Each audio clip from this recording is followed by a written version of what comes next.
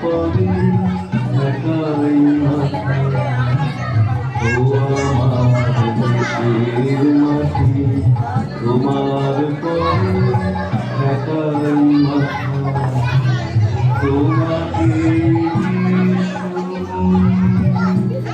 তোমাকে বিশ্বমানে আচল পাতা এটার সামনে হয় কোনটায়?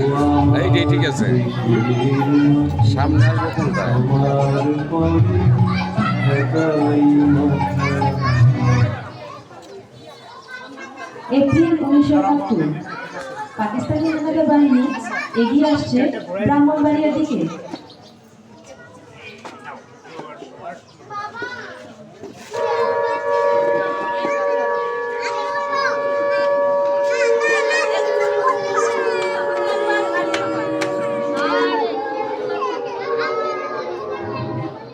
তাদের ঠেকানোর জন্য মুক্তিযোদ্ধারা অবস্থান নিয়েছেন দলিল গ্রামে।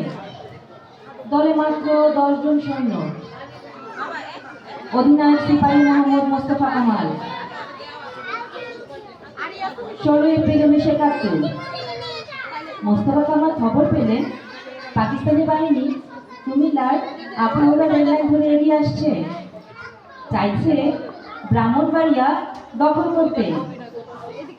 17 এপ্রিল 1971 ভোর থেকে পাকিস্তানি বাহিনী মুক্তিযোদ্ধাদের উপর গোলাবর্ষণ শুরু করল।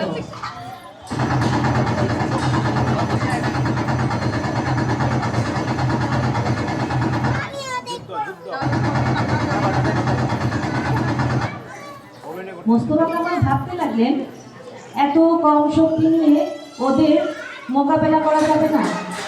খবর পাঠালেন জরুরি সেনা সহায়তার জন্য।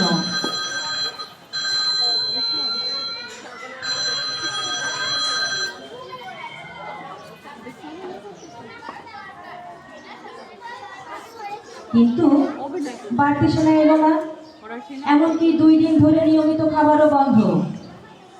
চিন্তায় অস্থির হয়ে উঠলেন তিনি। সকলে মিলে আত্মরক্ষা করলেন পরীক্ষার মধ্যে।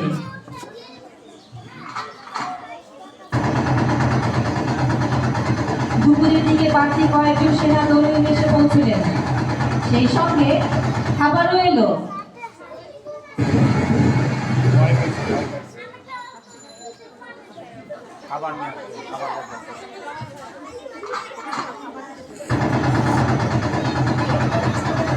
পাকিস্তানি ঘাঁটি থেকে গোলাবর্ষণ হলো বন্ধ।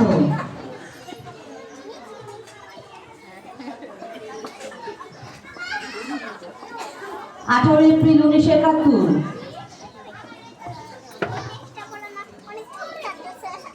সকালবেলা সারা আকাশ কালো মেঘে ছেয়ে গেল। মুক্তিযোদ্ধারা ভাবলেন, বৃষ্টি এলে দুশ্মনদের হামলা থেকে কিছুটা রেহাই মিলবে। বেলা 11টা শুরু হলো প্রচন্ড।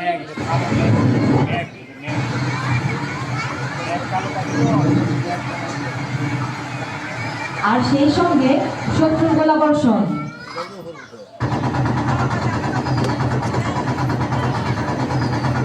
এগিয়ে আসতে লাগলো পাকিস্তানি বাহিনী। বেলা 12টা আক্রমণ হলো আরো তীব্র। মুক্তিযোদ্ধাদের পাল্টা গুলি তার সামনে কিছুই না। হঠাৎ একটি গুলি এসে বিঁধল এক মুক্তিযোদ্ধার বুকে। তিনি মেশিন গান চালাচ্ছিলেন, সঙ্গে সঙ্গে বন্ধ হয়ে গেল মেশিন গান। মোস্তফা কামাল পাশেই ছিলেন, তিনি এক মুহূর্ত দেরি না করে চালাতে লাগলেন মেশিন গান।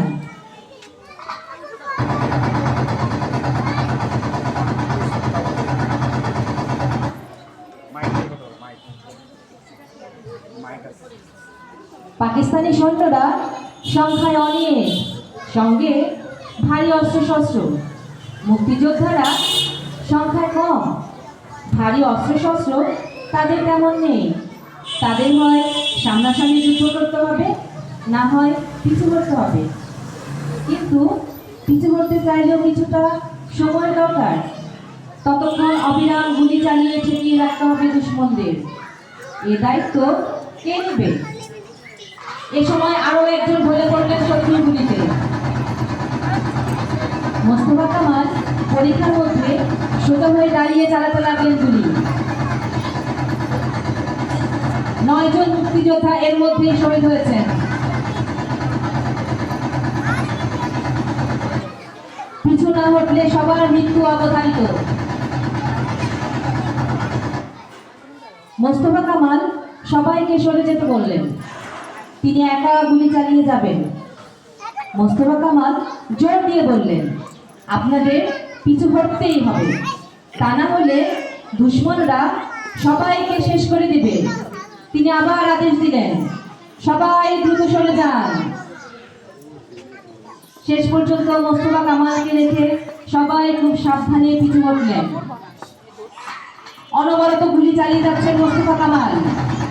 তিনি একাই যেন মুক্তি বাহিনীর একটি দুর্গ।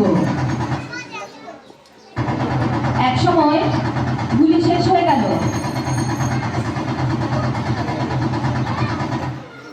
হঠাৎ একটি গোলা এসে পড়লো পরীক্ষার মধ্যে।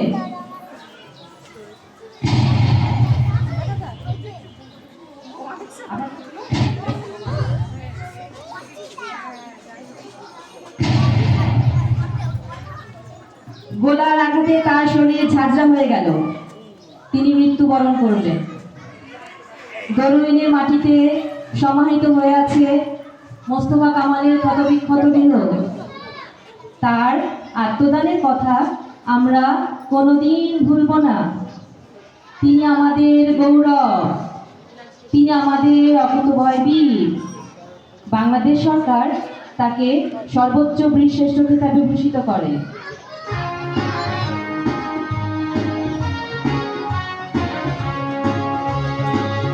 দিগন্তে সূর্য উঠেছে, রক্ত লাল, রক্ত লাল, রক্ত লাল। জোয়ার এসেছে জনসমুদ্রে, রক্ত লাল, রক্ত লাল, রক্ত লাল। রক্ত লাল, রক্ত লাল, রক্ত লাল। মাতৃভূমিতে গান হয়েছে গান, হয়েছে গান, হয়েছে গান, হয়েছে গান।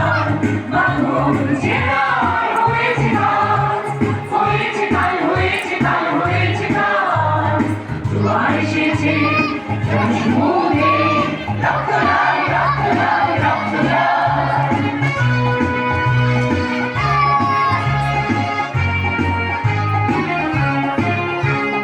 শোষণের দিন শেষ হয়ে আসে, অত্যাচারীরা কাঁপে রাস্তাসে। শোষণের দিন শেষ হয়ে আসে, অত্যাচারীরা কাঁপে রাস্তাসে। রক্তে আগুনে প্রতিরোধ করে, রক্তে আগুনে প্রতিরোধ করে, রক্তে আগুনে প্রতিরোধ করে, রক্তে আগুনে প্রতিরোধ করে। নয়া বাংলার নয়া সকাল, নয়া সকাল, নয়া সকাল। পূর্ব দিগন্তে সূর্য উঠেছে, রক্ত লাল, রক্ত লাল,